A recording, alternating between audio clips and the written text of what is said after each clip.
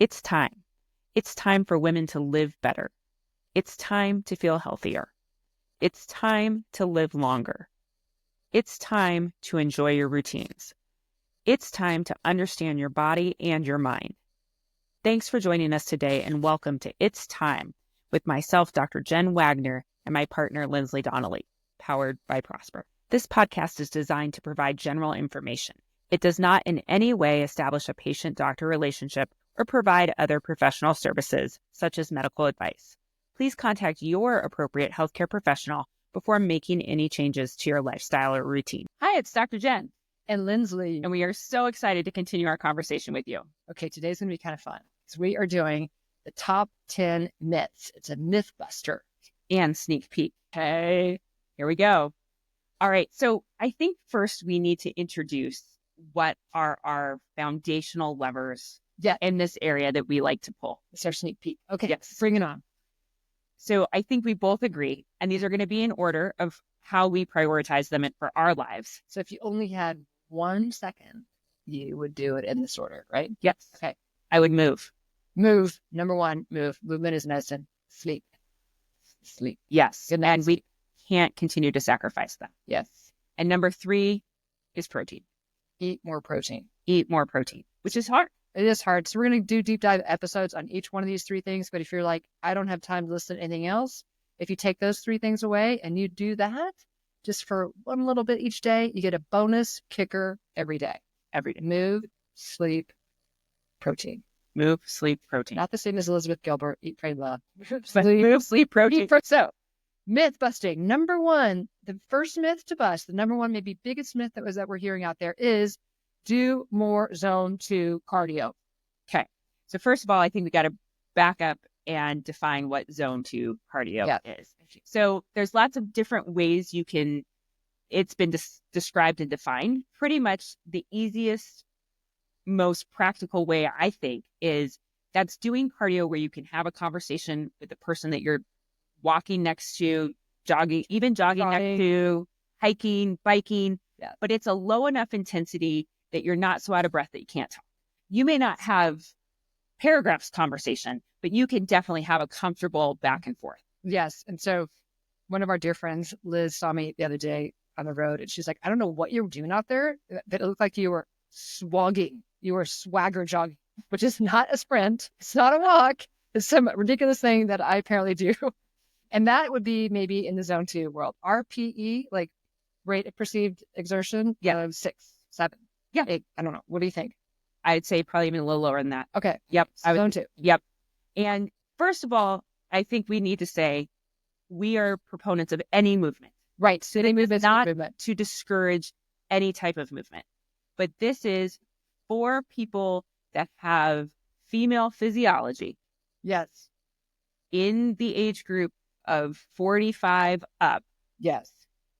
It is not as an effective workout for building lean mass. Yes. And for maintaining what we're going to call metabolic fitness. Yes. And this was new news to me because I feel like this is getting a lot of play right now, rightly so, in the longevity sector for male physiology. So that's the new news we want to try to have a little pause for is it's not like don't do any of it. If you enjoy it, do it for mental health. Yeah. If you enjoy it, do it because you're in the movement category. Move was number 1. But if you're doing it because you think you have to, you should do it for weight loss, metabolic health, and longevity. If you're female physiology, we would say it's okay to do as long as it's connected to doing something at very high intensity. Okay. So if you choose to love some zone 2 work, to be honest, it's refreshing to me. That's almost now my recovery day. Yes.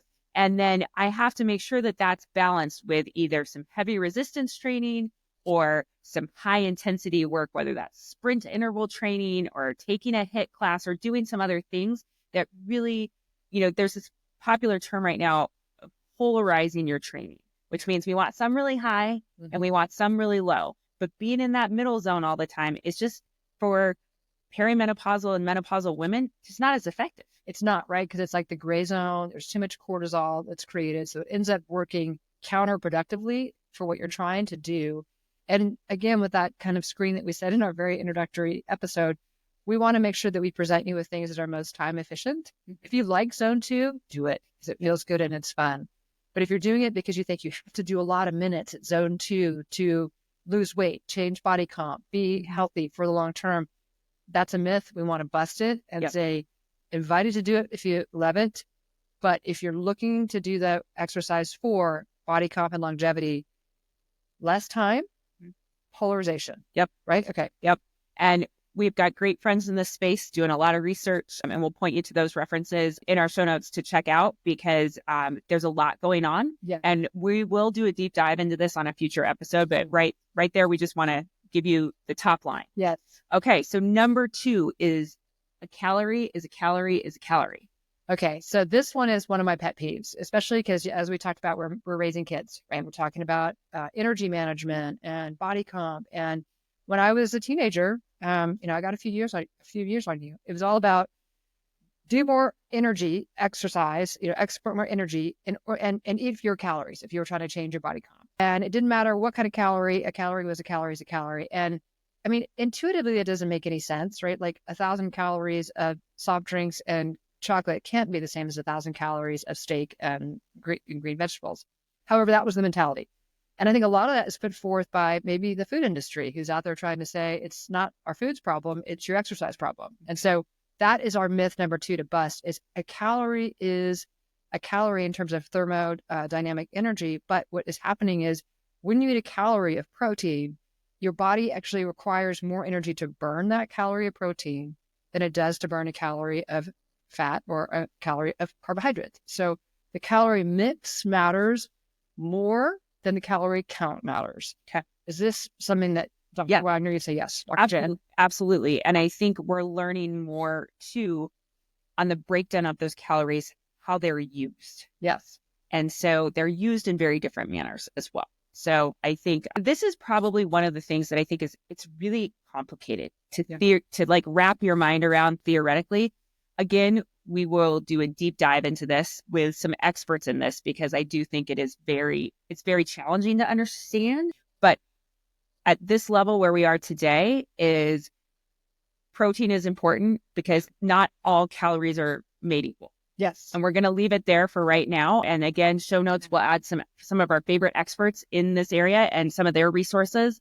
But and then we'll do a deep dive later on. Awesome. It's a cliffhanger. You got to come back for more. Yeah. Okay. Myth number 3, drink more water. So I think right now we see everyone. We live in Utah.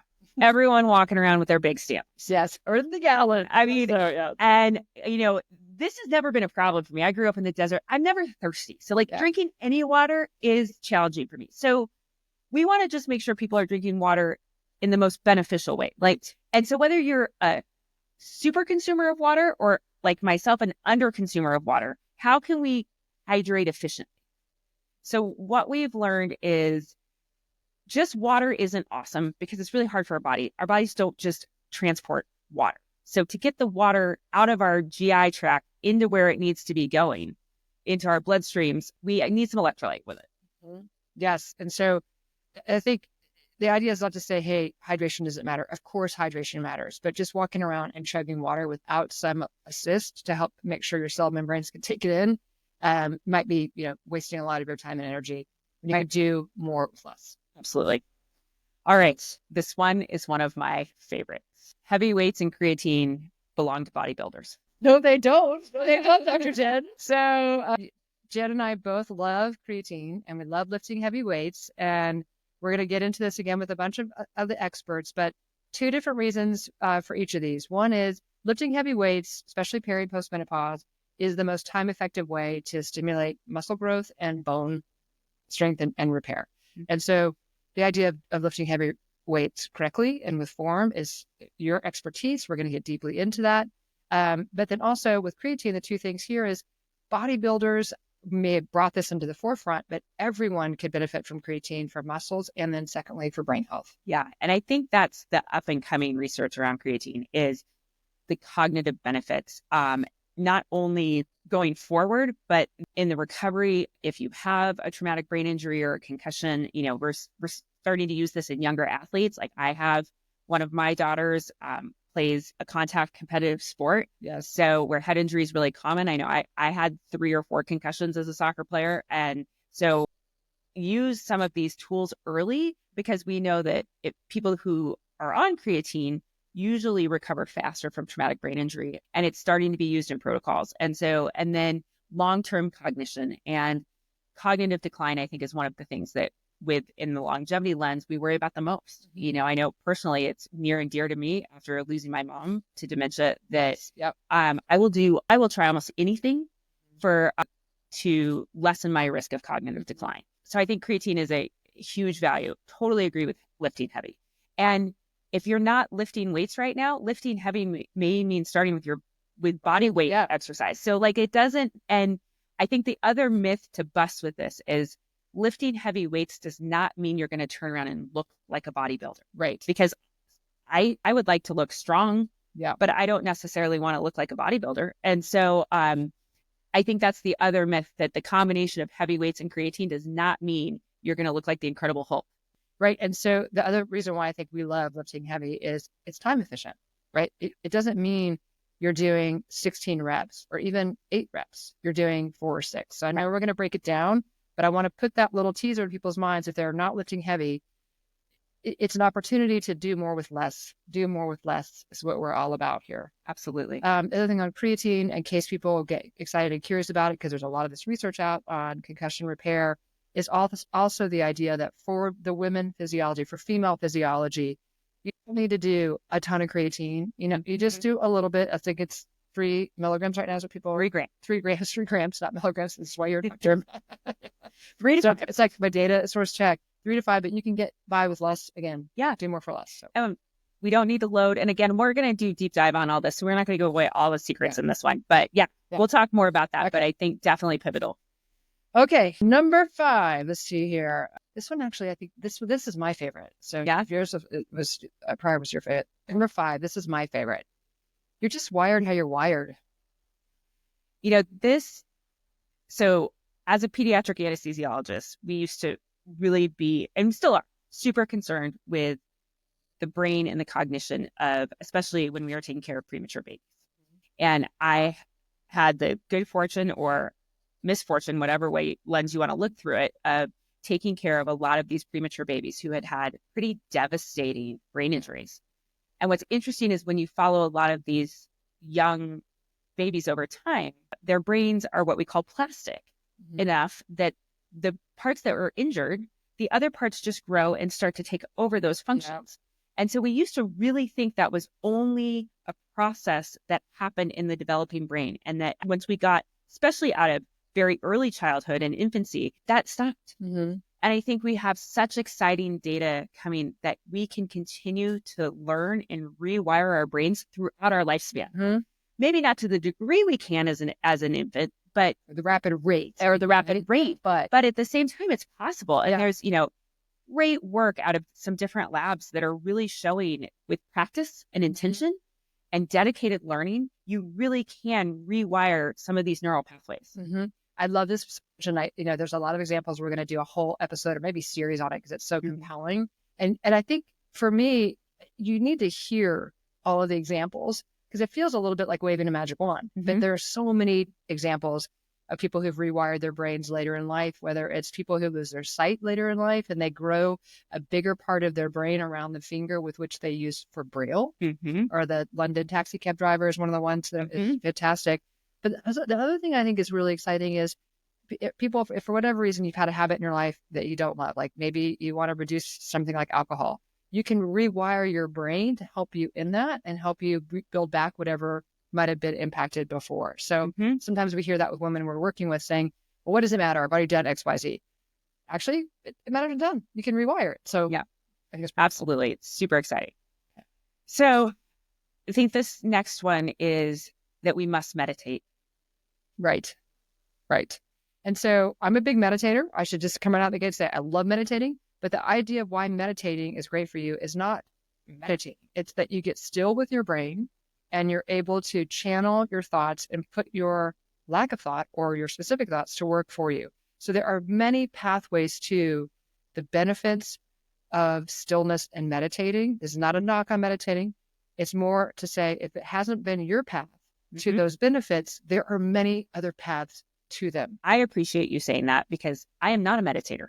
And I actually am one of those people that finds meditating quite stressful and counterproductive. And maybe purists will say I just haven't done it long enough or tried hard enough. But I have found some of these other techniques that we were going to do a deep dive into to be much more effective for myself. Yes. That have never found, I've just not gotten the benefits out of meditation that I would have liked. Yes. And I think that's one of the things our premise in our first episode is there are lots of pathways and lots of things on offer that you get to authentically choose what works for you without shoulds or shames or musts or have tos. And I love that.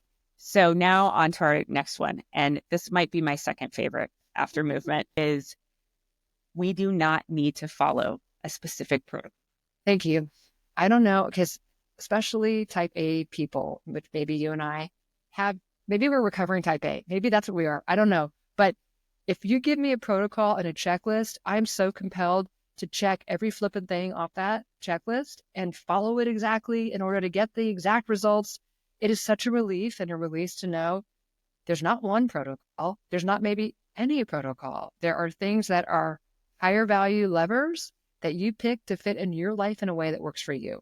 Absolutely. And we are all different individuals with even subtly different biology and physiology. We all have different environmental influences around us. We have different goals. We have different loves and interests. And so putting yourself in these boxes for protocols, I think, is really challenging because I know when I have tried to do that, because, there are some people that really like protocols and it's good for, and that's great.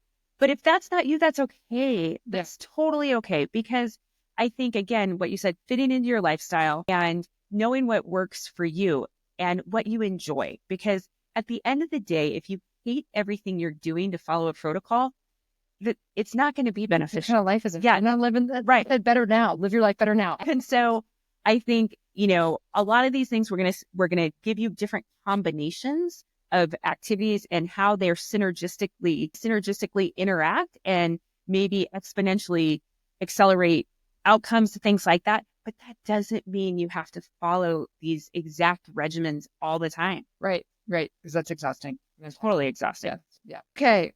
This next myth, which I think we both lived by, graduate school, startups, but I think you lived by the most, right? Which is residency, doctor.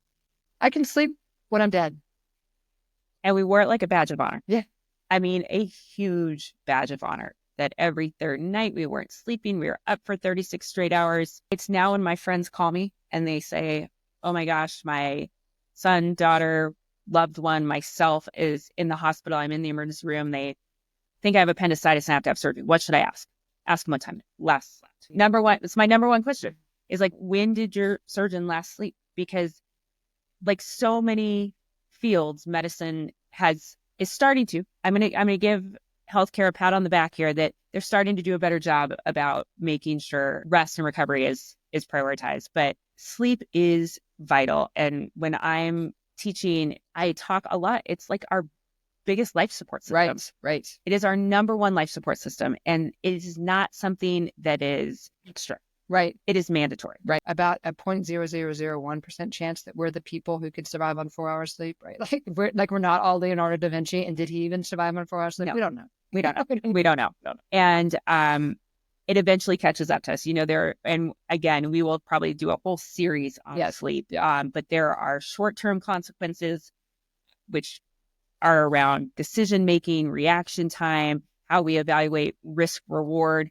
And then there's a whole host of long-term consequences. And again, it's going back to those kind of 4 major disease classes that we talked about at the beginning that are devastating to us in our later years, especially for women, that if we're not sleeping, we accelerate the risk of having some of those. So it really does. It's important to start prioritizing now and working on, and it's not something to sacrifice. Well, I think, I know we're going to talk about this in an episode, but I think what I love about the way you teach this too, Jen, is it doesn't become another one of these have to, must to, shoulds.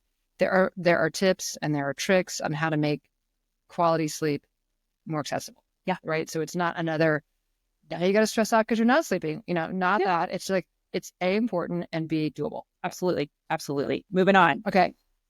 Busy is the next badge of honor. Right. Right.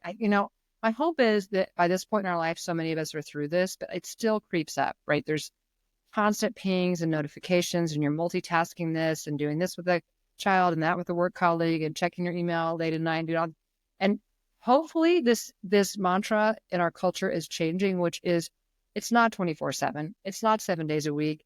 And it is a badge of honor to be able to say stop and to control when you say start. So this myth we just want to put out there as permission, if you need it, to take things off your plate.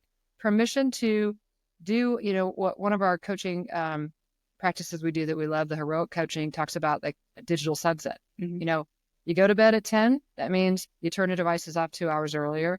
You stop eating 4 hours earlier. You take the idea of a nighttime rest for your body and for your mind and honor it and prioritize that. So, and I think what comes along with that, especially for women, is the of not being busy. Yeah. Transitioning out of a really high-paced operating room where I was busy all the time. Right. And people saw me being busy all the time. Transitioning into this hybrid work that I do now where I work from home some days, and I will find myself with 10 or 15 minutes of downtime in my house. And I kind of look around to see who's watching. Like, is it okay if I sit on the couch and like read for 10 minutes? Is someone going to judge me for that? And it's ridiculous, but it goes. But it's wired. It's wired. It's in there. It still goes through my head. And so I think breaking down those kind of stereotypes that we are lazy if we just take a break. And what's interesting is I think men are good at this. And I say that like reflecting on my husband. When he's tired, he goes and takes a nap. Yeah. Nobody judges him. No, it's like he's tired. He's going to go take a nap. Yeah. I would never actually think to do that. And that's on me. That's not a reflection of him. Like, I need to feel empowered that if I'm going to sit down for 10 or 15 minutes, that's okay. Yeah. It's good. It's good for you. Yeah. And a little bit of unhooking from the adrenaline drip. That's the permanent adrenaline drip when you're busy. Yes. And then, Yep. So standing back and looking at it and giving yourself permission to break that myth. Okay. This one is a little bit of kind of an overarching theme for us. One and done. Yeah. So this goes back to my hate of the word hack as well. A couple words I do not like in the longevity field, protocol and hack. We can't be one and done, right? If we're going to try something, we got to give it its due course. And we just need a little staying. A little staying power and a little patience with iterating on the process, right? You're not going to figure this all out and go, okay, there's my protocol, my checklist, I'm finished. This is a mindset to be excited about life, to be excited about redefining the programs and rhythms that work for you in your life. So it's never one and done. And that's the invitation to keep living. Yeah, right? Absolutely. And then our last one that we're going to leave you with, which is probably, I guess we've said a lot of our favorites, like this, it's hard for us to prioritize this list outside of movement, is martyrdom. Martyrdom. And it can be the unspoken martyrdom. Yes, I can, oh, of course I can. Or, I'm doing that for fill in the blank, the job, the kids, the community service, the church, everybody but me. I have now gotten this expression that I joke with my friends and my kids about, which is, I'm not nice. I don't offer if I don't genuinely want to do it. So it's an invitation again, permission to prioritize yourself. You don't do anyone any favors if you're doing things for them that you end up resenting and that you erode the ultimate sustainability of yourself and your authentically happy self. And we've both done training in the positive intelligence theory as well. And I think this is a different word for some of those voices in our head that, for part of our lives served us really well and sometimes made us the successful, productive individuals we are. Right, which makes it hard to... But when does that cross a line? Right. And, I think it comes back with the busy is another badge. Like we can make ourselves so busy caring for everyone else.